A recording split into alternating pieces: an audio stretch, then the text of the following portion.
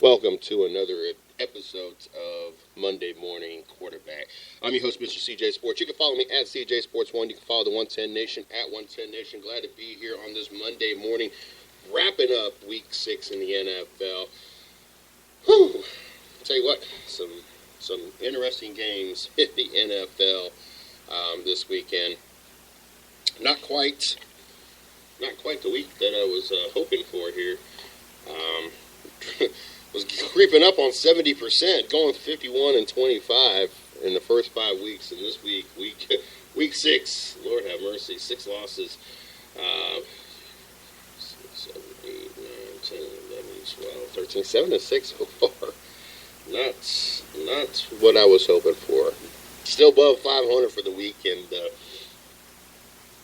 depending on the Giants and Philadelphia game tonight, as I went with Philly, might only be 500 for this week, the way this week is rolled out. A couple games I almost had. Cleveland, almost in overtime. We're going to talk a little bit about that. Peyton Manning throwing another pick six, the third pick six of the year. Threw 3 interceptions to the Cleveland Browns, leads the league with 10 interceptions.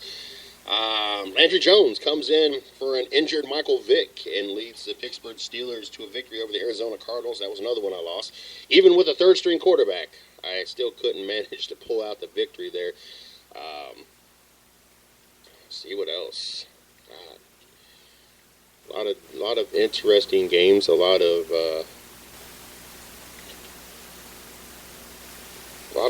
good God. I'll tell you what. Last night's game, and they're playing this right now. I would love to know what was going through the Colts' mind when they lined up with a formation where they shifted everybody to the right side of the ball except one person as center and number 32 as their quarterback on a 4th and 3rd down in the third quarter with a minute 14 left. That was probably one of the most horrible play calls that I think we've seen this year, or probably in the NFL period. That's all they've talked about all morning long is what the hell was the Indianapolis Colts, Chuck Logano, and the coaching staff over there thinking. It was just ridiculous. Colts, Patriots, good game, back and forth. I did miss most of the second half. Long day at work yesterday. Very worn out, very tired, very sore. Started falling asleep early in the game, as a matter of fact. And I did make it until somewhat of the third quarter. And then, of course, I spent this morning catching up on it. Patriots stay undefeated. Really not a shocker, as the Patriots win 34-27. Brady went 23 of 37, 312 yards, 3 touchdowns. Did have an interception. Not quite a blowout game that I think a lot of people were expecting. After Brady's 41st career game with 300-plus yards, 3 touchdowns, I think a lot more people was expecting the New England Patriots to really beat the brakes off of Indianapolis. It didn't seem like they took it as personal as a lot of people assumed that it was going to be for the New England Patriots. I mean, honestly, there's 2 games or 2 teams that I feel that would have been circled on the New England Patriots schedule. And I don't know if they play Baltimore this year, but whenever they play Baltimore next, and of course the Indianapolis Colts, those are 2 teams. I'm sorry, but if I'm Tom Brady and I'm Bill Belichick, and even if I'm Kraft, the owner of the New England Patriots, I have those teams circled. You know, you remember those teams. The 2 teams that had their butts handed to them last year in the playoffs and were butthurt because the Patriots beat the brakes off of them. And so instead of being men about it and accepting defeat, they decided to start this whole speculation, accusations of deflated balls. Remember that? Yeah, those two teams that had no proof just figured since they suck and they're not man enough to just take an ass beating, that they would just start pointing fingers and accuse the New England Patriots of cheating. Yeah, those two teams. Yes, I was really expecting. I was kind of disappointed, even though the Patriots won. Even though they're 5-0. Even though that they are probably the scariest team in the AFC at this point. There's really nobody. Well, I'm not going to say nobody else. Cincinnati's pretty scary right now, too. And that's a lot for me to chew. Being very anti-Cincinnati, being Cleveland, everything. But I was really disappointed last night in the fact that I was expecting the Patriots to come out and really just shove it down their throats. Give them one more reason to start pointing fingers. And I'm surprised that we've not heard anything today. Obviously it's not the beating they got last year, but they did lose. Now they're sitting 3-3, and the Patriots are 5-0. I'm surprised I'm gonna ask on Facebook. Because I am really surprised that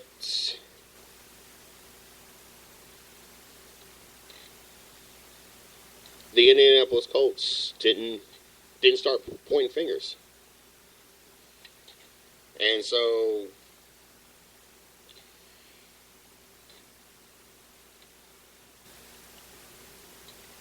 we leave week 6. We did lose one of the undefeated teams. We lost the Atlanta Falcons. I still kind of wrapping my mind around how you lose the New Orleans Saints.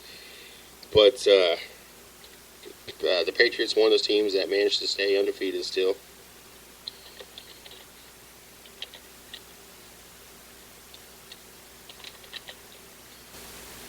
And I'm putting this out real quick, so bear with me here as we're multitasking. What the Colts?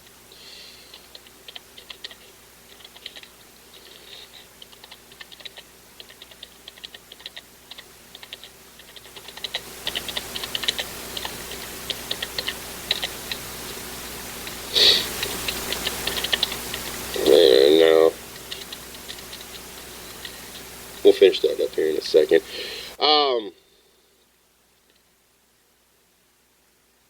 Seattle. Carolina Panthers.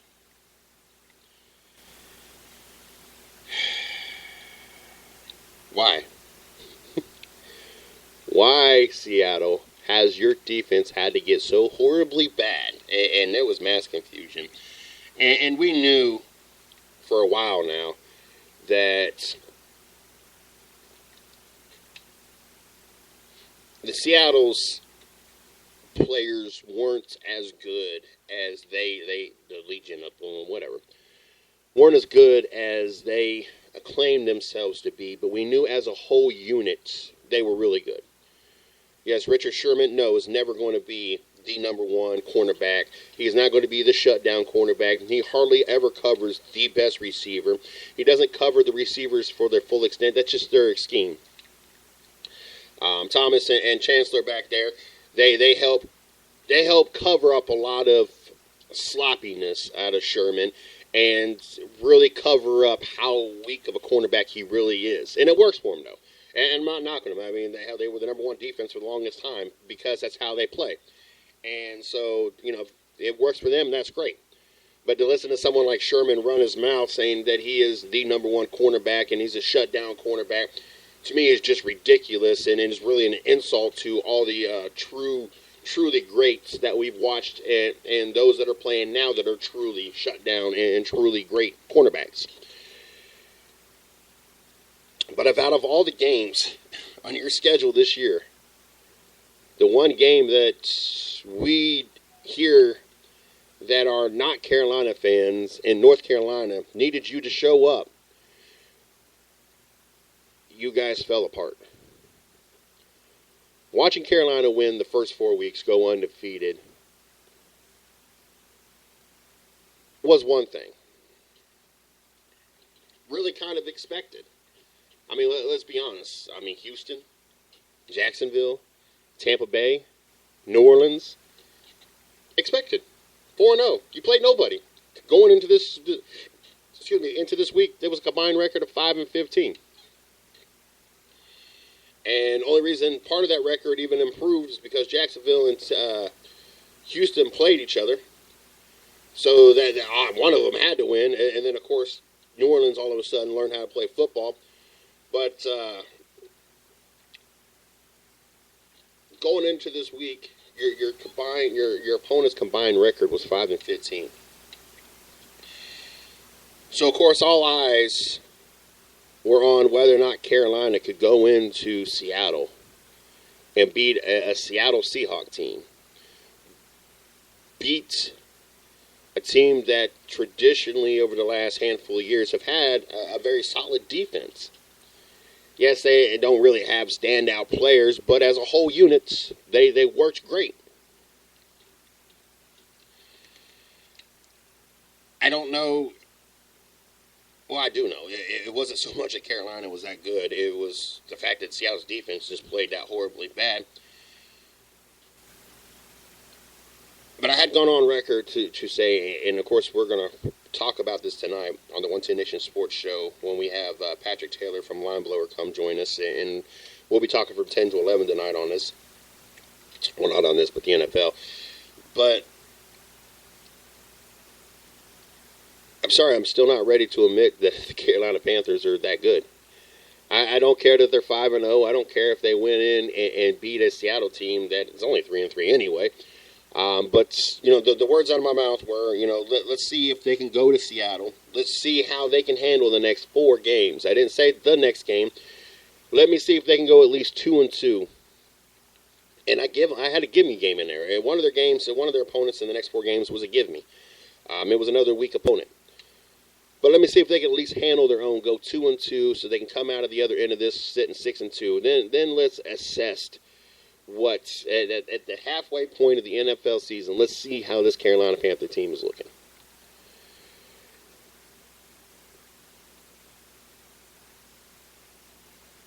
Do I think Carolina is going to make the playoffs? There's a good possibility. I mean, look how weak Tampa Bay and New Orleans are. There's a good opportunity, a good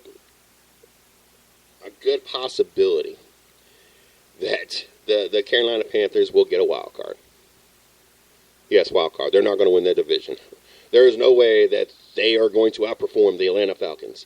Not unless the Atlanta Falcons lose Julio Jones, Matt Ryan, Freeman, Rowdy White, and there's a collapse. Carolina is nowhere close to being in the same league as the Atlanta Falcons at this point. But yeah, I can see them going to making a playoff run with the wild card spot. That was your second undefeated team. Like I said, the New England Patriots. I tell you what, the Jets. Surprisingly, Ryan Fitzpatrick. Who would have ever thought? One, going into the season, whoever would have thought that making Ryan Fitzpatrick your starting quarterback would be an upgrade? I'm curious to see whether or not Geno Smith is even on this roster come next year. I'd be surprised if Geno Smith is on any roster. Never understood why they wasted a draft pick on him. Never really accomplished nothing. And you could throw his college stats up all you want.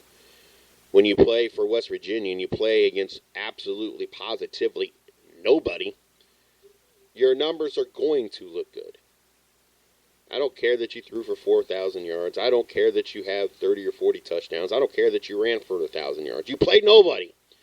Maybe if you had 6,000 or 7,000 yards, maybe if you had 50 or 60 touchdowns, and maybe if you ran for 1,500 to 2,000 yards, maybe I've been impressed. But you played what was equivalent of a bunch of high school teams throughout your season, and pretty much most of your college career. 4-1 Jets. Philadelphia only loss so far this year, which is still surprising. As good as the Jets team has been playing, I'm really surprised that they they even have that one loss. One of the stingiest defenses out there. I mean, right now Minnesota's the only team out there that has allowed a less points, and that's beyond shock to me as well. The 3-2 Minnesota Vikings. It's shocking me to even say 3-2. Anything Teddy Bridgewater led in the NFL has me shocked. But Cincinnati Bengals, we briefly talked about them. 6-0, really not a big surprise. Not a surprise that they won this weekend. One of the teams that I did pick for Buffalo. Once they confirmed that E.J. Manuel was going to be the starting quarterback, that Tyrod Taylor was hurt, I knew that was a no-brainer. The only thing is I'm surprised that it was only a 13-point lead, 13-point win for the Cincinnati Bengals. I was really expecting a lot more of a margin of victory for the Cincinnati Bengals, knowing that E.J. Manuel, Florida State garbage, that was your starting quarterback. Andy Dalton went 22 of 33, 243 yards, 3 touchdowns, no interceptions, just having another phenomenal day. A.J. Manuel, 28 of 42, touchdown, interception. I guess really the only surprise is he only threw 1 interception. Really not much in the run game. A.J. Green really expected more, only 36 yards. He was targeted 4 times, had 4 receptions. Marvin Jones stepped up with 9 receptions, 95 yards on a touchdown. Cincinnati, a lot of people, still not sold on the Cincinnati Bengals. I'm not quite sure. I gave up on not being sold on them. I knew the first few games, and it's not that I wasn't sold on them. I want to see how they finish this season. We all know that Andy Dalton's not won a playoff game. Marvin Lewis, in the whole time that he's coached the Cincinnati Bengals, has never won a playoff game. We know that the last 2, 3, 4 games of the season, Cincinnati falls apart. We know that the beginning of the season, they do really well. So this is really not a surprise. Them starting off 6-0 and taking the AFC North by surprise. Well, taking AFC North and putting it in a chokehold is really not a surprise. I tell you what, as many problems that the Steelers has had, sitting 4-2, it's going to be interesting. I think that the Pittsburgh Steelers are going to force Cincinnati to have to play throughout the whole year a lot harder than they was hoping to. I think at some point Cincinnati was hoping to be able to let up off the gas and be able to rest players later in the year and have the AFC North locked up very quickly, especially when they started seeing the injuries to the Steelers, saying that Cleveland is starting Josh McCown, and Baltimore's once we just started watching them fall apart, and now being 1-5, I think Cincinnati thought that they were going to have themselves the AFC North locked up pretty easily and be able to rest instead of every other year where they're fighting up to the last few games to even stay into the playoffs and then lose. I think that they were hoping for a lot better scenario, but I tell you what, the Steelers putting up a lot of fight with Roethlisberger going down and just getting Marvin back, and now having Landry Jones in. I tell you what, I'm one of the most anti-Steeler fans out there, being a Cleveland Browns fan, but I'm very impressed with what the Steelers have been doing. Speaking of Cleveland Browns, talking about the whole Josh McCown quarterback situation, I'll tell you what, Johnny Manziel didn't learn a damn thing, did he? Spent 10 weeks in rehab and gets pulled over last week. Domestic violence. I'm curious to see how the NFL handles this. The NFL spends a lot of money on these commercials promoting that they are against domestic violence. I mean, we all know it's smoke and mirrors. We know that the NFL just does that to make themselves look good, that they threw some money into a foundation to please a foundation, to help them in their cause, and in return, they get some publicity that, oh, look, the NFL, they're finally serious. They're finally serious about domestic violence. Well, we're going to see if the NFL is truly, honestly serious about their domestic violence and whether or not they're going to put their mouth where their money is. It's one thing to sit there and throw a little money to a foundation and let some NFL players and ex-players be in these commercials to just help some random foundation that promotes and is against domestic violence. It's a whole nother story when one of your players is now in the spotlight for hitting his girlfriend and pushing her head against the window and not allowing her to get out of the car and everything else that drew attention, driving 90 miles an hour down the highway, swerving lanes, having eyewitnesses and everything else. And then on top of that, had been drinking. So I'm very curious. And I looked, NFL, this is your opportunity to shine. Either you get it right this time or you stop wasting your money. You stop playing those commercials. As great as it is to see the commercial and to think you actually care and to think that you're actually trying to stop domestic violence, now's your opportunity to actually prove it.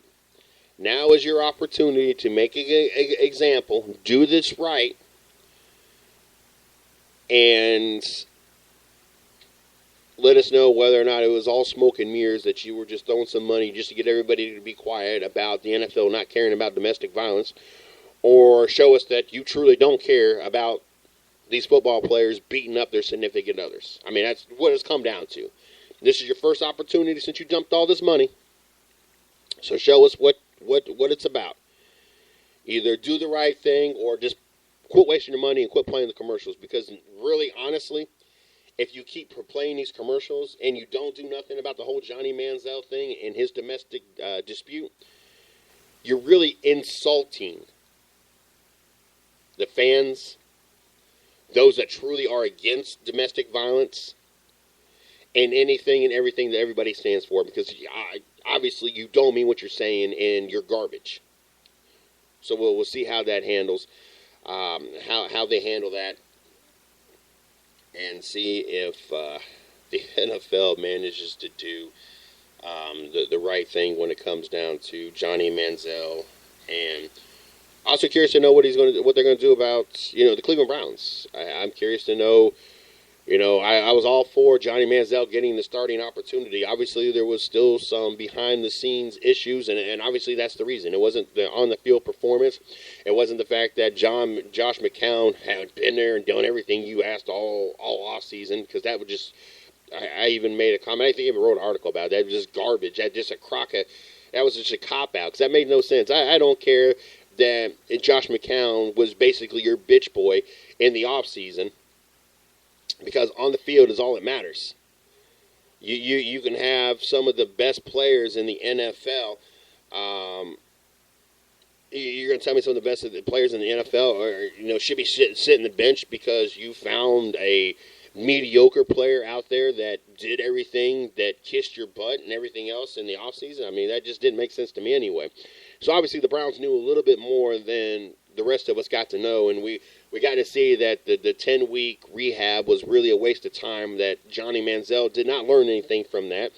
Out there getting, drinking and then driving and domestic disputes and violence and everything else. So it's curious to see, like I said, one, how the Cleveland Browns handle this. Obviously relapse and also handle the domestic disputes and the fact that there's, police reports with marks on her and everything else. So this is not just something that we're just assuming or making up. I mean, it's a domestic violence.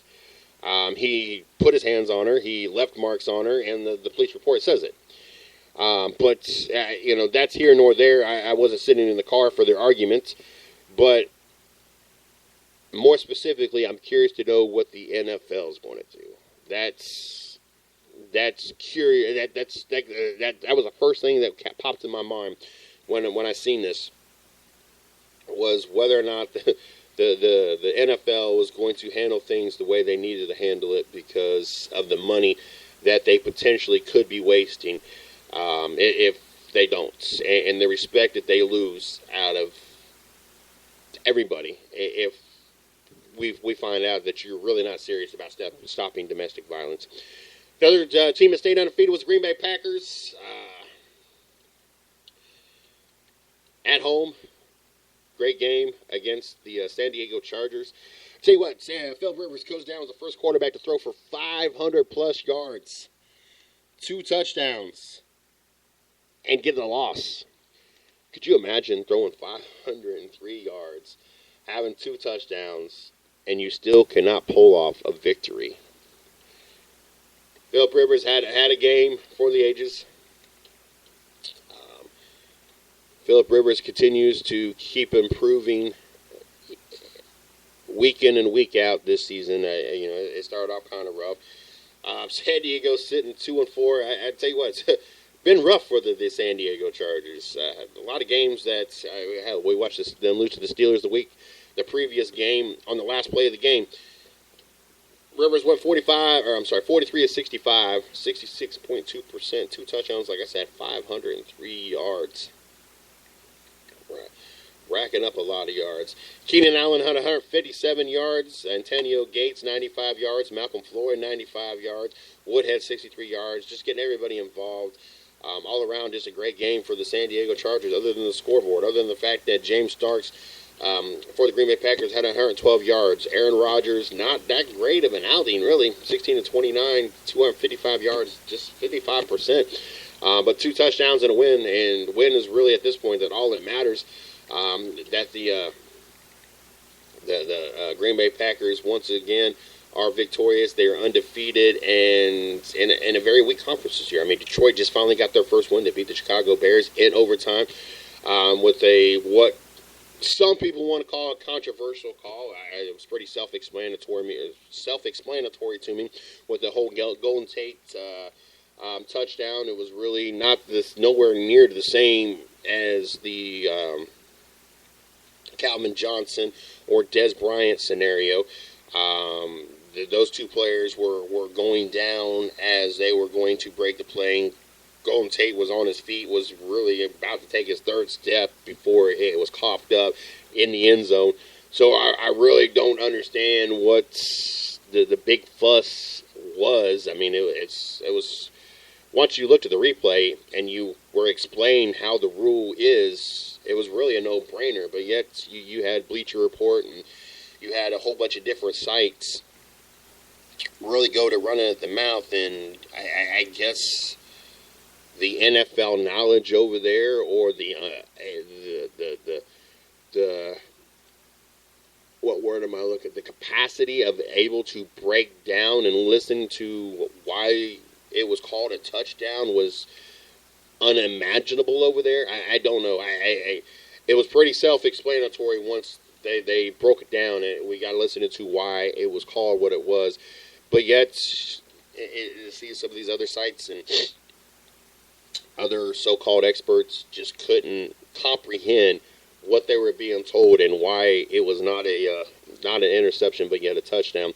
But the Detroit Lions did get a victory in overtime, but Green Bay just really starting to put their foot on the throat, going 6-0. When you got Minnesota as your next threat at 3-2, and we know that it's not going to get any closer. It probably only gets the gap. Green Bay probably will be the first to clinch a playoff spot with how weak that NFC North is and will continue to be. I don't expect Detroit to go on an 11-game win streak. I don't expect Chicago to all of a sudden find something and Jay Cutler to stop throwing interceptions. And we all know that we don't expect Teddy Bridgewater to lead Minnesota to really any serious threat of a playoff run. So, got that going for the Green Bay Packers. Carolina, like I said, another 5-0 team, stayed undefeated. So, those are all your undefeated teams. San Francisco gets some win over the Baltimore Ravens. Colin Kaepernick had him a pretty nice outing, finally. We're starting to see some flashes of the Colin Kaepernick that got the starting role versus the Colin Kaepernick that we have seen throw 4 interceptions in a game, 2 pick sixes. Maybe they have finally found something. Sit down, watch TV. Joe Flacco, 33 of 53, 343 yards, 2 touchdowns and 2 interceptions. Obviously, in a 25-20 loss to the 49ers, obviously killed him. Kaepernick, 16 of 27. A lot of yardage. but they've really pulled the reins back, and it's kind of limits on how many opportunities they want Colin Kaepernick to be able to screw up. 340 yards, 2 touchdowns. Really just had a great outing. Carlos Hyde only was able to rack up 55 yards. Stephen Smith Sr., 137 yards in the Pee Wee Herman. Yes, he did the Pee Wee Herman. Anquan Bolden for the 49ers, 102 yards. Torrey Smith, 96 yards. Bruce Miller, 89 yards. Just a great game. Also, Quentin Patton had a touchdown. Just a great game for the 49ers. It was a good opportunity for the 49ers to find something that finally worked, for them to build on something, and to give them something to really use to start game planning for next week, and possibly put some more wins on the board. Like I said, the Saints showed up Thursday night, was victorious over the Atlanta Falcons. I think people are still scratching their heads to what happened to the Atlanta Falcons and what all of a sudden made the Saints actually look like a legitimate football team. That 31-21 victory. Like I said, Cincinnati was victorious over Buffalo. That was a 34-21. Cleveland in overtime, 26-23. I got to tip my hats to the Cleveland Browns. You kept it close. You stayed. You went toe-to-toe with the AFC's West best team and an undefeated Denver Bronco team that is led by Peyton Manning. Not quite the same Peyton Manning we've been used to, but yet still a Peyton Manning-led Denver Broncos. Detroit, that overtime win was 37-34 over Chicago. Miami shocked everybody with the win over Tennessee, and I know it's sad when you shock everybody with the win over just the Tennessee Titans, but they were victorious 38-10.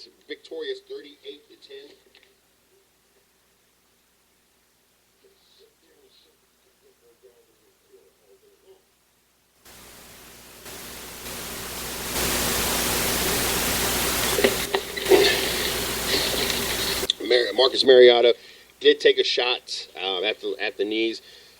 He will be he is on the injured list after this weekend.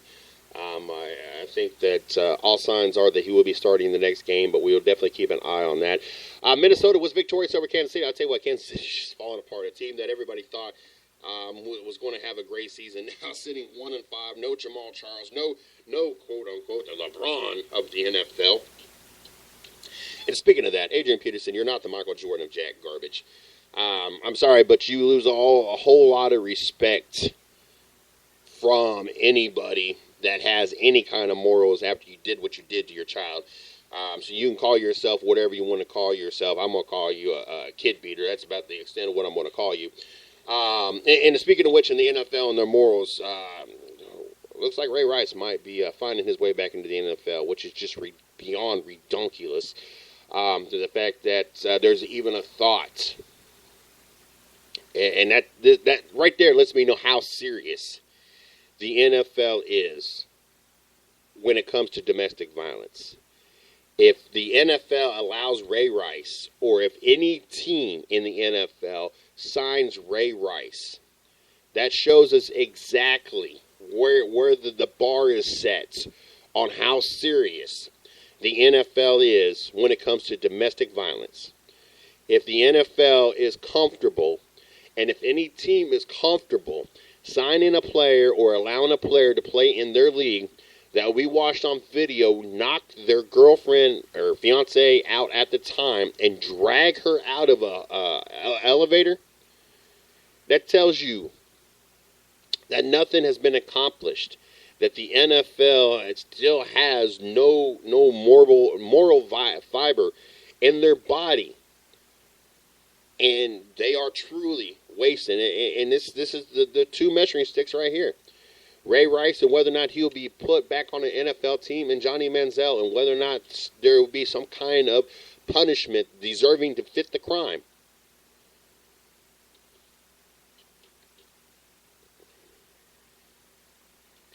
Jets over Washington. I'm tired of listening to fans talk about whether or not, and so-called critics talk about it's time for RG3. There's a reason why RG3 is not playing.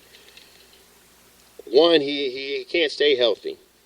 Two, he does not make good quarterback decisions. I'm not saying Kirk Cousins is the greatest thing since sliced bread, but honestly, his decision making is really no worse than RG3's. As a matter of fact, RG3's is probably worse.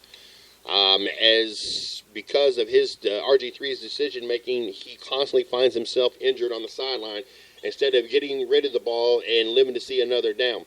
Kirk Cousins went 25 of 43, 196 yards, 1 touchdown, 2 interceptions, just not quite the afternoon that he was hoping for. Fitzpatrick, 19 of 26, 253 yards, 2 touchdowns, an interception. But, yes, the Washington Redskins, 2-4. I tell you what, it's sad as it is, they're still in the hunt out there in the NFC East. As horrible as the NFC East has just become, it's becoming the NFC South of last year. There's a good possibility that we're going to have a sub-500 team make the playoffs, and I wish the NFL would do something. I am tired of seeing teams that can't even win 50% of the games. I'm sorry, but you do not need to be rewarded for any reason at all if you cannot win at least 50% of your games, and that's what we're coming down to. Steelers' score was 25-13 over the Arizona Cardinals. Not only was I shocked, the fact that the Steelers was able to be victorious over the Arizona Cardinals going into the game with Michael Vick as their starting quarterback, but then watch Landry Jones finish it off. But you allowed the Arizona Cardinals only score 13 points. One of the what was that, the 3 weeks, 4 weeks, they had allowed like 42 points, or they had scored 42 points, only allowed 13 points a game, or 16 points a game, whatever it was.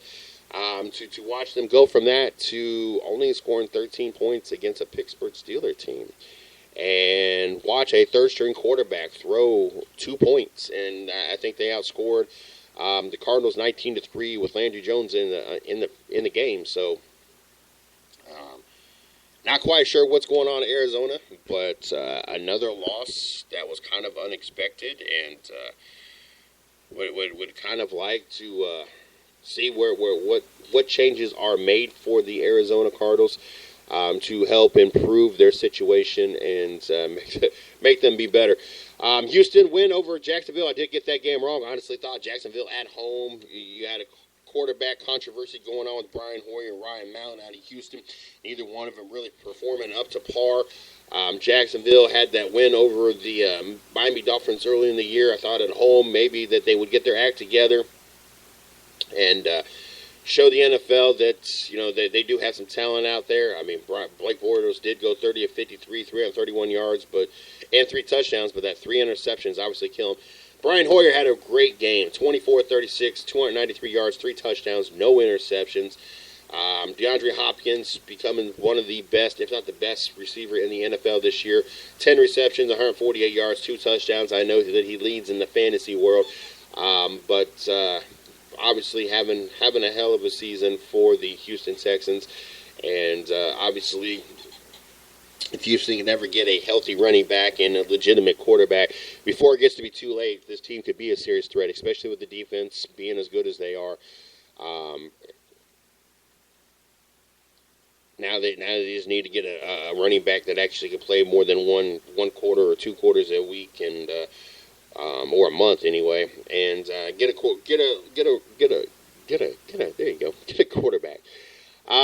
Carolina Seattle game, that was 27-23. Green Bay's game was 27-20. Baltimore and San Francisco, that was 25-20. Baltimore or San Francisco winning. And then last night, of course, the Patriots over the Indianapolis Colts, 34-27. Just a lot of great games yesterday. It was just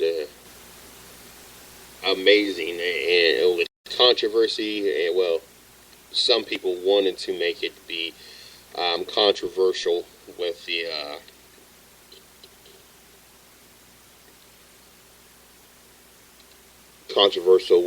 the Golden Tate catch. Wasn't really controversial, and then Peyton Manning throwing his 10th interception of the season. 300-yard passers. We got Philip Rivers throwing the 503 yards. Carson Palmer and his first three, four out of the top five quarterbacks yardage-wise all were in losing efforts. Philip Rivers throwing for 503 yards. Carson Palmer throwing for 421 yards. Matthew Stafford, the only winning quarterback out of this weekly leader. 405 yards. Jay Cutler, 353 yards. Joe Flacco, 343 yards. Leading rushers for Week 6, Chris Ivory, the Jets, 146 rushing yards. Miller of Miami, 113 yards. John Starks of the Green Bay Packers, 112 yards. Ronnie Hillman, 111 yards for Denver. And Freeman, 100 yards even for the Atlanta Falcons in their losing effort.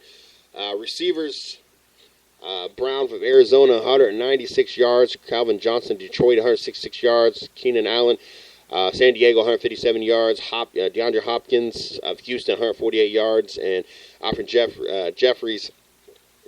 of the Chicago Bears, 147 yards in their losing effort. Individual leaders offensively this year so far, Philip Rivers leads the NFL in passing yards, 2,116 yards. Andy Dalton comes in a close second, and I'm really surprised. I really thought Andy Dalton would be a little bit higher up there with 1,761 yards, and then Matt Ryan right behind him, 1,751. Leading rushers, Matt Forte, 507 yards. Freeman, I really would have thought been on top with 505 yards, just 2 yards behind. Chris Ivory, the Jets, 460 yards, and then receiving, DeAndre Hopkins, like I said, best receiver in the league, 726 yards. Julio Jones, which really surprises me. I really thought Julio Jones, the way he was in beast mode, especially his first 4 or 5 weeks, would have been your top receiver, but 638 yards. And Keenan Allen, San Diego Chargers, 601 yards. Just kind of surprises me sometimes. Teams, total offense. New England Patriots, really not a surprise, even though it's only 5 games. With a lot of teams still having 6 games underneath their belt. Still your top offense, Arizona 2, Atlanta Falcons 3, Cincinnati Bengals 4, Green Bay Packers, your 5th best offense. Teams that surprised me, Panthers being the 6th best offense. That's kind of shock. Hell, even the Buffalo Bills being the 9th best offense. Shocked. 10th, or 9th, 11th. 11th, the Ravens, that shocks me. By Cleveland Browns being the 12th best offense really is a shock to me. Look at the teams at the bottom. The 49ers, the worst team in the NFL offensively. Not a shock by what they've seen going into the season. If you would ask me would they have been the worst team in the NFL offensively, I would have been shocked. Also down there at the bottom, Detroit, later part of the 20s, kind of shocked. Chicago in the Dallas in the mid to late 20s, kind of surprised on that. Indianapolis Colts, mid to early 20s, kind of surprised on that as well. Those are obviously teams that kind of shock me. Defensively, let's see how we sit. Jets, your number 1 defense. Now that Rex Ryan's gone, yeah, kind of surprised. I would have thought someone else. Minnesota, your 2nd best, really shocked. I guess you got to balance that out when you have a horrible offense led by Teddy Bridgewater. You got to have something to fall back on, and obviously the defense is there. Packers being the 3rd best defense, that really surprises me. Denver 4th, not a surprise. Steelers 5th, not a surprise. Arizona Cardinals but being the 7th, that does. Cincinnati being the 8th, I figured they would have been higher up. Patriots being the top 10, not a surprise. 4, 5, 6, 7, 8, 9, 10. Seattle outside of the top 10, but still being the 11th best defense. Kind of surprised me there. I thought that we would have honestly thought going into the season it would be top 5, but the way that we've watched them play over the first 6 weeks, we thought they would have been farther back. Atlanta being a top 15 defense, kind of a shock. Baltimore Ravens, 32, 30, 30, 29, 28, 27, 27th worst defense? That's a big shock. 49ers being the 25th worst defense. Even Cleveland being the 23rd worst defense. Offensively, them being as good as they are, usually defensively, they are sound. Usually defensive, top 5, top 10 easily. Really surprised. Houston down there in the 20s. I'm really surprised by that as well. Buffalo, mid to late teens. Really, what I thought with the Rex Ryan led St. Louis Rams mid 15. Giants somewhere around 12th. Yeah, 12th. I'm surprised they're as far back as they are. They traditionally have a pretty decent defense. But those are your leading offensive, defensive, individual stats for the week, for the year. Kind of interesting to see that some. Buffalo, and I saw the advertisement for this, and I was kind of surprised. Did the NFL, did London do something to the NFL? Kind of surprised. And I put this out on Facebook earlier, and it was tweeted out as well. But I'm kind of surprised. I'm curious to know, did London do something to the NFL? And that's because this week's matchup in London is the Buffalo Bills and the Jacksonville Jaguars. Two of what is probably the league's worst teams going toe-to-toe in London. Why not send some product over there that actually is worth watching? I'm just beyond shocked that we sent garbage over there, especially with there being talks of wanting to have teams over in London and expanding that whole market. But even more so, even if there's not ever a serious talk about having teams over there, you're constantly sending games over there. 2 games a year to help expand the viewership and to help expand the popularity of the sports.